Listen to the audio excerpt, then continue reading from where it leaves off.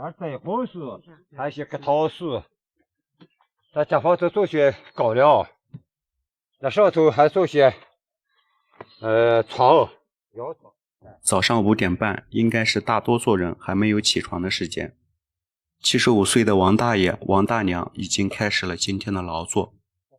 这个季节在陕北的这块土地上耕种基本上已经结束，大部分需要做的就是给播种好的庄稼做后期的打理。王大爷现在除草的这块土地种植的是高粱和葱。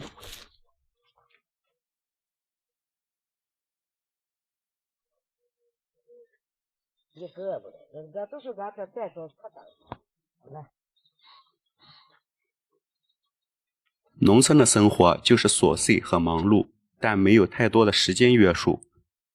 王大爷给高粱地除完草也才7点多，可能因为这边的土地特别的干旱，我还第一次见到种个什么东西需要提前1天用水把地给泡湿，就像我们平时钓鱼的时候打窝，王大爷这边需要让水渗下去，到第2天的时候才能种植。你给我大地些杆子，咱家又过一根大些杆子。这个季节的陕北，我们还能看到一些绿色，镜头中我们甚至能感受到荒凉的美。这个子大少，这个子大少。这些小米是播种的种子，接下来几天就是山西和陕西小米播种的时间。小米可以说是山西和陕西的主要经济作物和口粮。在这种土地上种庄稼，能不能有收成，我想完全靠天意。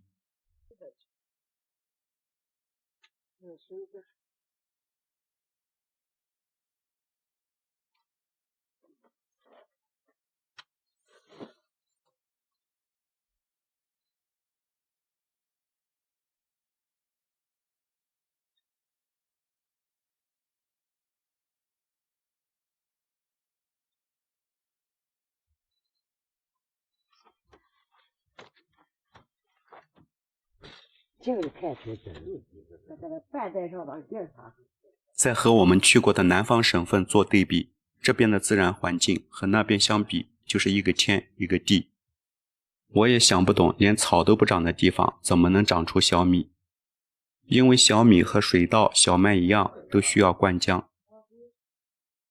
结束了早上的劳作，王大爷和王大娘需要去镇上做体检。这种体检是1年2次。这种免费的体检是当地政府对这些老人家的政策。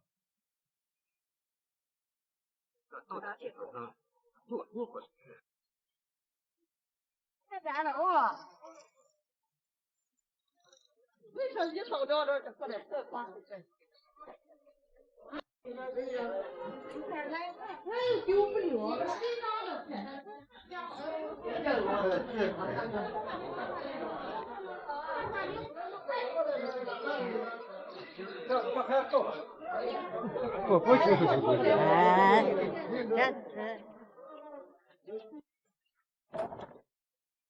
过来免费做体检，还送几个碗。虽然当地的经济不发达，但这个政策真的非常友好，抓住了很多老年人的心理，鼓励他们来做体检，防患于未然。王大爷75岁了，看上去非常的硬朗，一点也不像70多岁的老人。他和王大娘有3个孩子，1个儿子，2个女儿，都已经成家，目前在县城的附近居住。体检回到家中，王大爷和王大娘开始准备午饭。我拍视频，我一直认为每个地区的饮食是每个地区人文风俗最能体现差异化的地方，所以我在这方面会展现很多的镜头，让大家沉浸式的观看。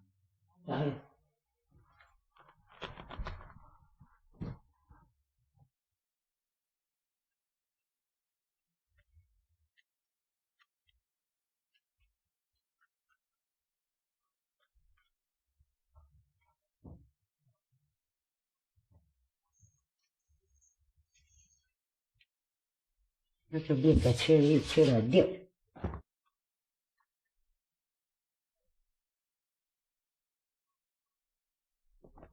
拖点花椒。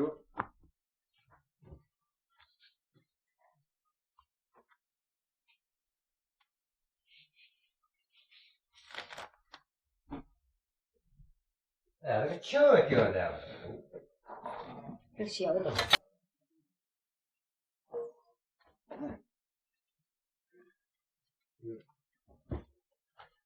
切够了。上次不，上次。不行，我走老车走去哈城当结果事。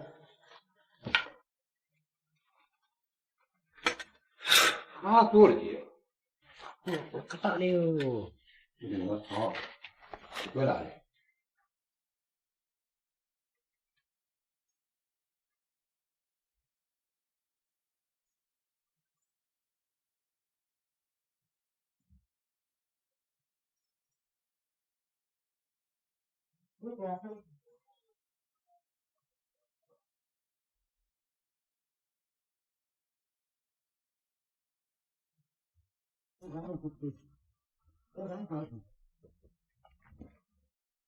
这个对接一把车一堆嘞，有的。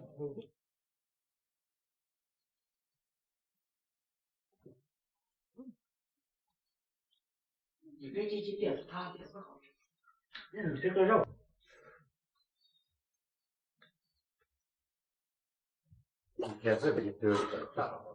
吃完午饭稍作休息，已经是下午2、3点钟。王大爷还需要去地里给庄稼除草松土，因为这边的自来水都是在山下打的井抽到山顶上的水窖。王大娘舍不得用这些自来水洗衣服，只要山脚下的小溪有水，她都会去那里洗。这条小溪是我们在这边能看到的唯一水源。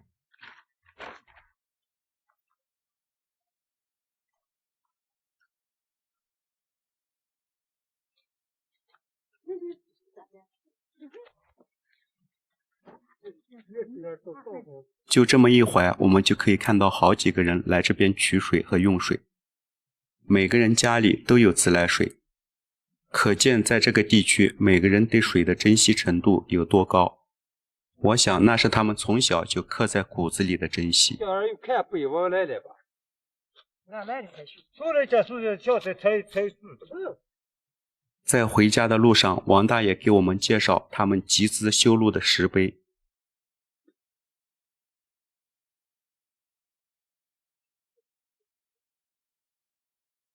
劳作结束已经是傍晚时分，农村的一天时间说快也快，说慢也慢。在农村唯一能参考出时间线的就是早中晚的3顿饭，所以很多人看乡村的生活都觉得很悠闲。那是因为和上班相比没有时间的约束，但是该你干的活一样都不会少。他抽了，算了。